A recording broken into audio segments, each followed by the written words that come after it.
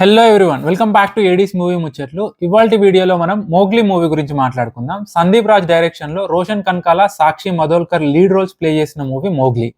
Sandeep Raj direction అంటే colour ఫోటోతో create అయిన ఇమేజ్ వల్ల ఒక డీసెంట్ మూవీ ఉంటుంది అన్న ఎక్స్పెక్టేషన్ అయితే ఉండింది నాకు.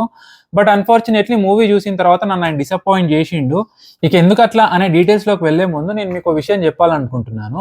ఈ మధ్య కాలంలో చాలా వరకు మూవీస్లో ఒక ప్రాపర్ రీజనింగ్ కానీ కన్క్లూజన్ కానీ లేని సీన్స్ అండ్ సిచ్యువేషన్స్ వచ్చినప్పుడు అక్కడ దేవుడిని ఇన్వాల్వ్ చేస్తున్నారు. జెన్యున్ గా స్టోరీ ఆర్ సిచ్యువేషన్స్ డిమాండ్ చేస్తే ఓకే గానీ కేవలం దేవుడి పేరు చెప్పినా దేవుడిని స్క్రీన్ పైన చూపించినంత మాత్రాన జనాలు ఏదైనా యాక్సెప్ట్ చేస్తారు అని చేయడం మాత్రం కరెక్ట్ కాదు. మళ్ళీ నేను తప్పుగా తీసుకోవద్దు, నేను చాలా క్లియర్ గా చెప్తున్నాను. మూవీస్ లో దేవుడి గురించి చెప్పడం చూపించడం కరెక్ట్ కాదు అని నేను చెప్పట్లేదు.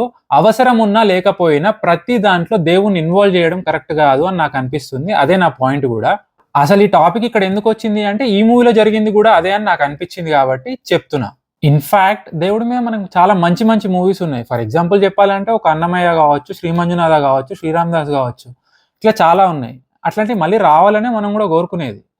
అంతెందుకు రీసెంట్గా వచ్చిన హనుమాన్ మూవీ, దాంట్లో కూడా ఇప్పుడు ఆ స్టోరీకి దేవుడికి కనెక్షన్ ఉంది కాబట్టి అది అక్కడ ఇంపార్టెంట్. అండ్ డైరెక్టర్ దాన్ని చాలా బాగా చూపించిండు. అట్లా ఉండాలి, అంతేగాని బాగా చేసుకుంటున్నావు కదా సినిమాలు ఇట్లుంటే కష్టం. యాక్చువల్లీ అయితే నేను ఇట్లా అనకూడదు, కానీ తప్పట్లేదు. దేవుడితో వ్యాపారం అంటారు కదా, రానా అట్లా అయిపోతున్నట్టు అనిపించింది నాకు. మనం కూడా యాజ్ ఆడియన్స్ ఎంతవరకు యాక్సెప్ట్ చేయాలి, ఎక్కడ క్వశ్చన్ చేయాలి అనేది ఒకసారి ఆలోచించుకోవాలి. ఎందుకంటే at the end of the day movie అనేది వాళ్ళకి ఒక బిజినెస్. సో జనాలు ఏది చూస్తారో, ఏది యాక్సెప్ట్ చేస్తారో వాళ్ళు తీస్తారు, తీయడానికి ట్రై చేస్తారు. అట్లయితేనే వాళ్ళకి డబ్బులు వస్తాయి. సో వాళ్ళ సైడ్ నుంచి కూడా ఆ రకంగా ఆలోచించుకుంటే తప్పేం లేదు. కాకపోతే ఎన్నో టాపిక్స్ ఉన్నాయి, ఎందుకు దేవుణ్ణి అనవసరంగా ఇన్వాల్వ్ చేయడం అనేది మాత్రమే క్వశ్చన్ ఇక్కడ. ఎనీవేస్, ఇక మూవీ డీటెయిల్స్లోకి వెళ్తే వెరీ రొటీన్ స్టోరీ అనిపించింది నాకు. మంచోళ్ళైన ఒక అమ్మాయి, ఒక అబ్బాయి ఉంటారు. వాళ్ళిద్దరి మధ్య పరిచయం, ప్రేమ. వాళ్ళకి ఆనందం వస్తే సెలబ్రేట్ చేయడానికి, కష్టాలు వస్తే సపోర్ట్ చేయడానికి ఒక వెరీ బెస్ట్ ఫ్రెండ్ ఉంటాడు. వీళ్ళ మధ్యలో ఒక ఈగోయిస్టిక్ కమ్ సాడిస్టిక్ విలన్ ఉంటాడు. సో ఇక వాళ్ళు ఎట్లా కలుస్తారు, వీళ్ళ మధ్యలోకి విలన్ ఎట్లా ఎంటర్ అవుతాడు, ఫైనల్లీ ఎట్లా కలుస్తారు అనేది స్టోరీ. ఈ కాన్సెప్ట్ తో మనం బోలెడ్ మూవీస్ చూసినాం ఆల్రెడీ. ఇక్కడ ఎక్స్ట్రా ఫ్యాక్టర్స్ ఏంటంటే అమ్మాయి డెఫ్ అండ్ మ్యూట్, అమ్మాయికి ఏం వినబడదు, మాట్లాడలేదు కూడా. సో కాన్సెప్ట్ కొత్తది కాకపోయినా ఎవరి ప్రజెంటేషన్ వాళ్ళది అనుకుందాం అంటే ప్రజెంటింగ్ లో కూడా నాకేం కొత్తగా ఏం అనిపించలేదు, అంత ఎఫెక్టివ్ కూడా ఏం లేదు, యావరేజ్గా ఉండే సీన్స్. ఇప్పుడు ఒక సీన్ వస్తుంది అంటే నెక్స్ట్ ఏం చెప్పాలనుకుంటున్నారో, ఏమవుతుంది అనేది అర్థమైపోతుంటది. సరే ఇవన్నీ పోని ఏదో ఎమోషనల్ జర్నీ ట్రై చేస్తున్నారు అనుకుంటుంటే మధ్యలో అనవసరంగా దేవుణ్ణి అండ్ కర్మ అనే ఒక కాన్సెప్ట్ ని ఇరికిచ్చిండ్రు. ఇక ఈ మూవీకి పాజిటివ్స్ అంటే లో బడ్జెట్, తక్కువ ఖర్చులో కంప్లీట్ చేసిండ్రు. సినిమాటోగ్రఫీ కూడా బడ్జెట్ కి తగ్గట్టు డీసెంట్ గా ఉంది. Kalabhairava music is okay, decently good. అది కూడా కొన్ని individual scenes, episodes and dialogues బాగున్నాయి. ఓవరాల్ యాజ్ అ మూవీ కాదు, కానీ కొన్ని సీన్స్ అయితే మంచిగా అనిపించినాయి.